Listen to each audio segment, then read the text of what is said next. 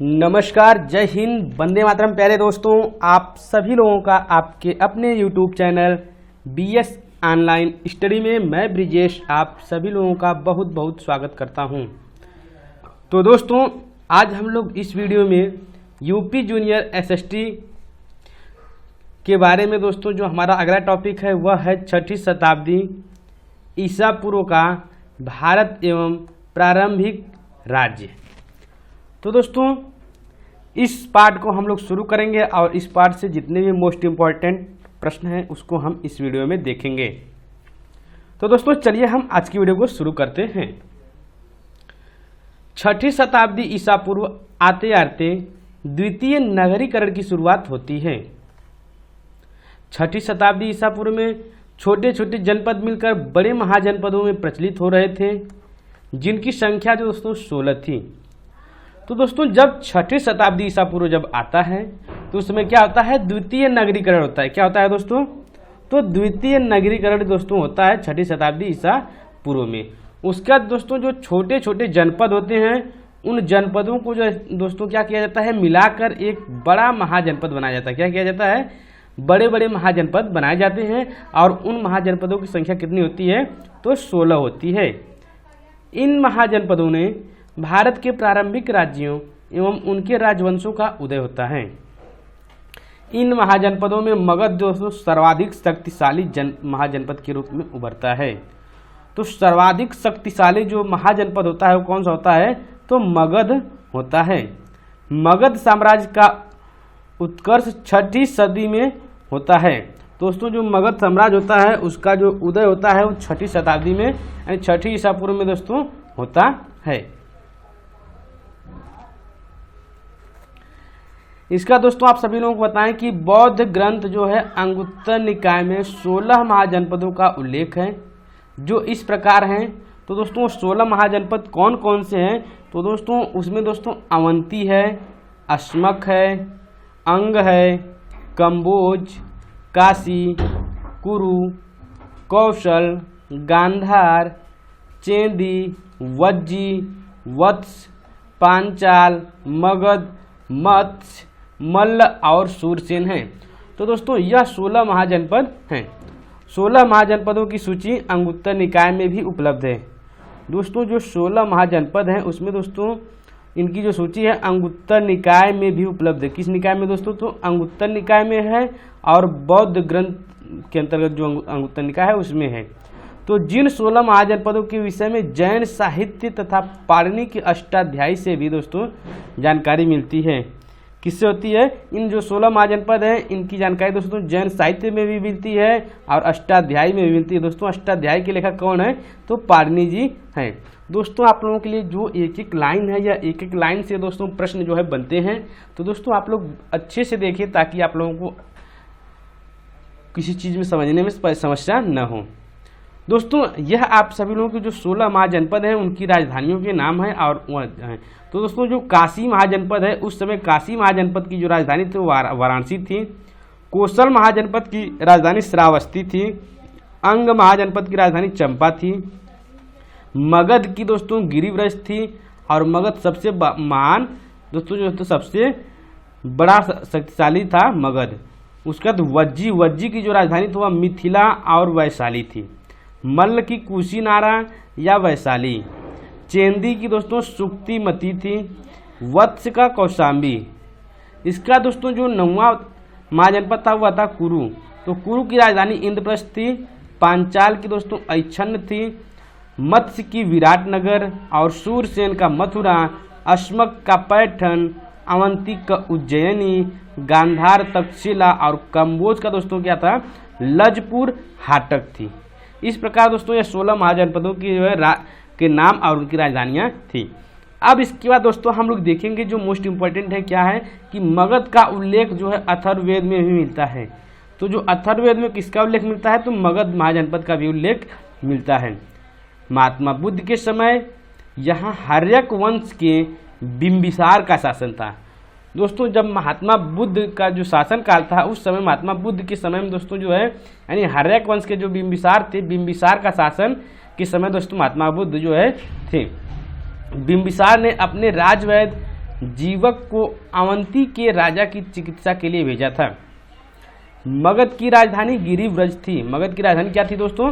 तो गिरिव्रज थी और बिंबिसार का नाम बदलकर राजगृह कर दिया गया। क्या किया गया था? बिंबिसार का नाम बदलकर राजगृह कर दिया गया था।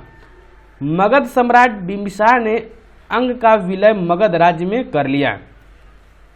भगवान बुद्ध के पूर्व बृहद्रथ तथा जरासंध मगध के राजा थे। भगवान बुद्ध के पूर्व बृहद्रथ तथा जरासंध जो थे वह मगध के राजा थे। हर्यक वंश के शासक अजातशत्रु को कुड़ुक कहा जाता था। किसको दोस्तों? तो अजातशत्रु को क्या कहा जाता था? कुड़ुक कहा जाता था। यह मोस्ट इंपॉर्टेंट आप लोगों का हो सकता है दोस्तों, आप लोगों की परीक्षा की दृष्टि से। तो अजातशत्रु को क्या कहा जाता था? तो कुड़ुक कहा जाता था।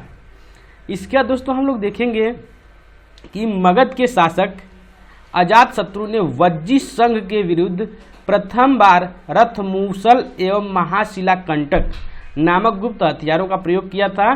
तो मगध के शासक किसने किया था? अजातशत्रु ने। और किसके विरुद्ध किया था? वज्जी संघ के विरुद्ध प्रथम बार जो प्रयोग किया था वज्जी संघ के विरुद्ध अजातशत्रु ने। अजातशत्रु ने राज्यारोहण के लिए अपने पिता बिंबिसार की हत्या की एवं इसी कारण स्वयं भी अपने पुत्र द्वारा मारा गया। तो दोस्तों जो अजातशत्रु था वह राज्यारोहण के लिए अपने पिता बिंबिसार को मार देता है, और जब अजातशत्रु का जो पुत्र होता है वह भी जो है राज्यारोहण के लिए अपने पिता को भी मार देता है। अजातशत्रु ने काशी और लिच्छवी में को मगध साम्राज्य में विलय कर लिया।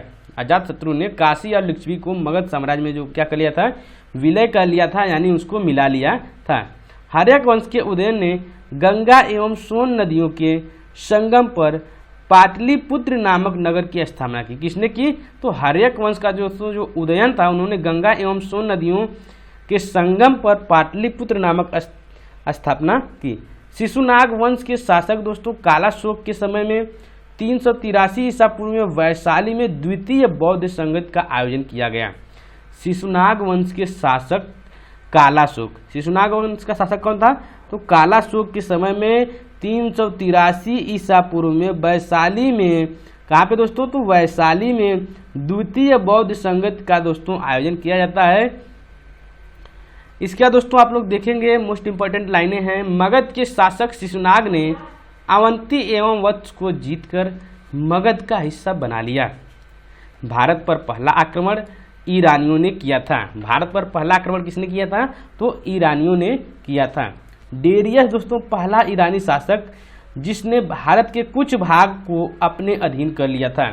दोस्तों कौन? तो डेरियस जो है पहला ईरानी शासक था जिसने भारत के कुछ भागों को दोस्तों अपने अधीन किया था। प्राचीन भारत में दूसरा विदेशी एवं पहला यूरोपीय आक्रमण यूनानियों के द्वारा किया गया था। तो प्राचीन भारत में दोस्तों पहला विदेशी तो प्राचीन भारत के समय में दोस्तों जो है दूसरा विदेशी एवं पहला यूरोपीय आक्रमण दोस्तों किसके शासन में किया गया था? तो यूनानियों के शासनकाल में किया गया था। मगध के नंद वंश के अंतिम सम्राट घनानंद के शासनकाल में 325 ईसा पूर्व में सिकंदर ने भारत पर आक्रमण किया। किसने आक्रमण किया था? तो सिकंदर ने भारत पर आक्रमण किया। कब किया था? 325 ईसा पूर्व के समय में दोस्तों जब घनानंद का शासनकाल था। घनानंद को ग्रीक या यूनानी लेखकों द्वारा अग्रमीज या जैडरमीज कहा जाता है। किसको? घनानंद को ग्रीक या यूनानी जो लेखक थे उनके द्वारा क्या कहा जाता है? अग्रमीज या जैडरमीज कहा गया है। इसके बाद दोस्तों सिकंदर एवं पोरस जो पूर्व के बीच झेलम नदी के किनारे हाइडे स्पेस या वितस्ता का युद्ध हुआ था। सिकंदर एवं पोरस किसके बीच? सिकंदर और पोरस के बीच यानी जो पुरु था उसके बीच किस नदी पे हुआ था? तो झेलम नदी के तट पर कौन सा युद्ध हुआ था? तो हाइडे स्पेस का या वितस्ता का युद्ध दोस्तों सिकंदर एवं पोरस के बीच झेलम नदी के किनारे हुआ था। और सिकंदर की मृत्यु दोस्तों कब होती है? तो 323 ईसा पूर्व बेबीलोन में दोस्तों क्या हो जाती है? सिकंदर की मृत्यु हो जाती है। नंद वंश के शासक महापद्म के आदेश से दोस्तों कलिंग में एक नहर खोदी गई। किसके शासन में दोस्तों? तो महापद्म नंद के आदेश से कलिंग में एक नहर खोदी जाती है। भारत में सिक्कों या मुद्रों का प्रचलन कब होता है? तो 600 ईसा पूर्व में दोस्तों भारत में सिक्कों या मुद्रा का प्रचलन हो जाता है। सिकंदर के साथ भारत आने वाले इतिहासकार थे, तो सिकंदर के साथ कौन कौन से इतिहासकार आए थे भारत? तो नियाकर्ष आए थे, एरिस्टोबुलस आए थे, एनासीक्रिटिस आए थे। कौन कौन से? नियाकर्ष, एरिस्टोबुलस, एनासीक्रिटिस आए थे। महाजनपद काल में धनी किसान को गृहपति कहा जाता था। क्या कहा जाता था? जो धनी किसान होते थे उन्हें क्या कहा जाता था? तो गृहपति के नाम से जाना जाता था। विश्व का पहला गणतंत्र वैशाली में लिच्छवियों द्वारा स्थापित किया गया था। उज्जैन का प्राचीन नाम अवंतिका था। उज्जैन का प्राचीन नाम क्या था दोस्तों? तो अवंतिका था। 5वीं शताब्दी में चीनी यात्री फाह्यान काशी जनपद आया था। रामायण काल में कौशल में दक्षिणी सीमा पर वेदश्रुति नदी बहती थी। 6ठी शताब्दी ईसा पूर्व में अंग महाजनपद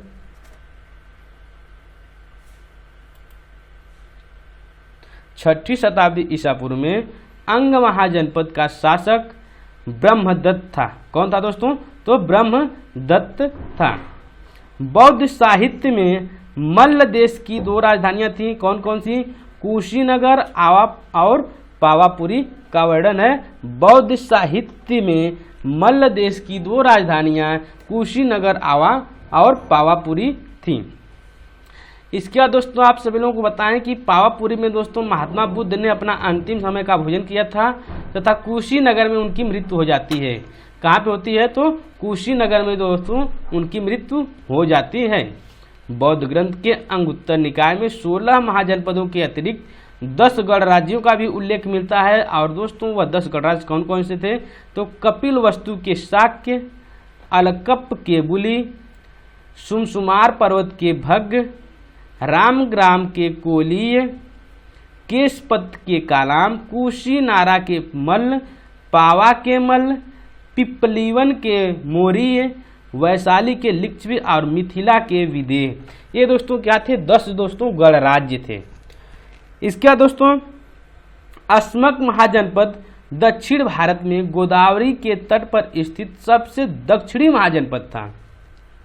6ठी शताब्दी ईसा पूर्व में वत्स का शासक उदयन था। 6ठी शताब्दी ईसा पूर्व में कौन था? तो वत्स का जो शासक था वह कौन था? उदयन था। उत्तरी पांचाल की राजधानी ऐच्छन्न और दक्षिणी पांचाल की राजधानी क्या थी? काम्पिल्य थी। उत्तरी पांचाल की राजधानी ऐच्छन्न थी और दक्षिणी पांचाल की राजधानी दोस्तों काम्पिल्य थी। इसका दोस्तों जो गांधार महाजनपद है वह पाकिस्तान के पश्चिम तथा अफगानिस्तान के पूर्वी क्षेत्र में स्थित था। महाभारत और रजत रंगड़ी में कम्बोज की स्थिति उत्तरापद बताई गई है। महाभारत और रजत रंगड़ी में कम्बोज की स्थिति कौन सी बताई गई है? तो उत्तरापद बताई गई है। तो दोस्तों आज का जो आप लोगों का टॉपिक था 6ठी शताब्दी ईसा पूर्व भारत के प्रारंभिक राज्य। तो दोस्तों इसमें दोस्तों हम लोगों ने जाना कि 16 महाजनपद थे और इसमें मुख्य रूप से दोस्तों इसका जो प्रारंभ होता है वो 6ठी शताब्दी ईसा पूर्व से आते हैं, तभी से शुरू होता है और वहीं से दोस्तों आप लोगों का जो है दिया जाता है।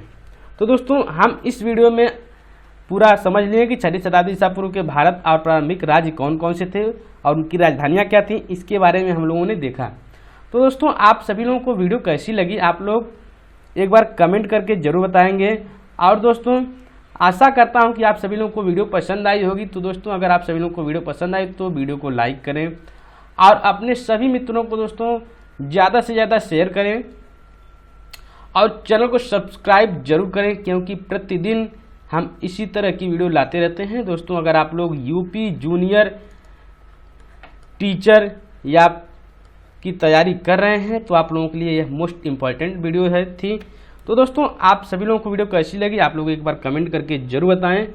वीडियो देखने के लिए आप सभी लोगों का बहुत बहुत धन्यवाद। मिलते हैं आप सभी लोगों से अगली वीडियो में, तब तक के लिए जय हिंद, वंदे मातरम।